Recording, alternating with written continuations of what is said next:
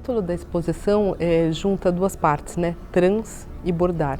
Justamente esse título remete ao objetivo principal da mostra, que é evidenciar a força expressiva do bordado e a sua capacidade de transbordar, de transgredir valores que estão historicamente a ele associados, como por exemplo a de ser uma arte doméstica, uma arte feminina, uma arte inferior porque ligada ao artesanato, como se o artesanato fosse menos artístico do que a chamada grande arte, né, ou as belas artes que a gente tradicionalmente atrela a pintura e a escultura. O objetivo então dessa exposição é que o público tenha a ocasião de entender o quanto o bordado é hoje um meio expressivo capaz de inquietar, né, de fazer a gente pensar e também de encantar.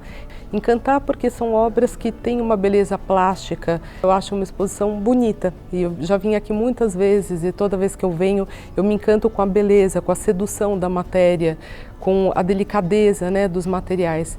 E ao mesmo tempo, à medida que a gente se aproxima dessas obras, que elas nos convidam a um olhar mais detido, mais minucioso, a gente percebe que elas incomodam, elas inquietam.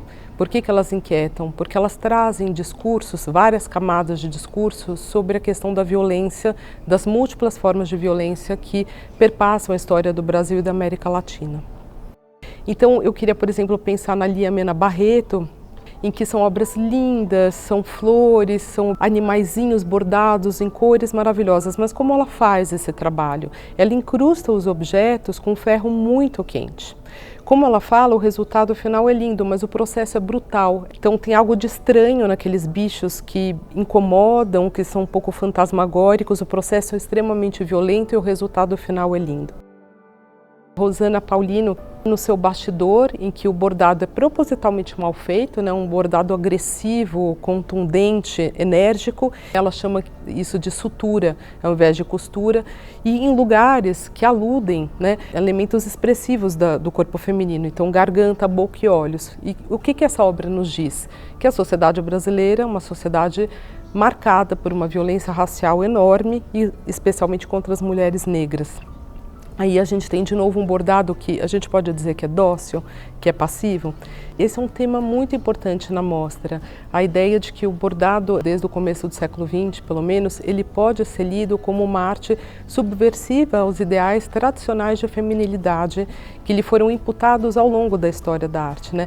É bom a gente lembrar que na Idade Média as artes têxteis elas gozavam de um lugar muito importante no panteão artístico. Então é a partir do Renascimento e com o processo de academicização que a pintura e a escultura vão se transformar nas belas artes e as outras artes ditas aplicadas vão passar a ter uma história, digamos, de inferiorização. A gente tem que entender que esse processo ele vai sendo cumulativo historicamente.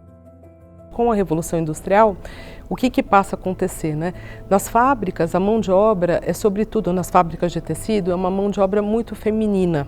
Então, a ideia da feminilidade também está ligada à ideia da produção de algo que se repete, que não tem genialidade. E no século XX a gente tem já uma retomada crítica desse tipo de produção. Não por acaso, são muitas mulheres que nas vanguardas retomam, né, as artes têxteis num sentido completamente diferente, num sentido realmente de incomodar e de transgredir de fato essas hierarquias.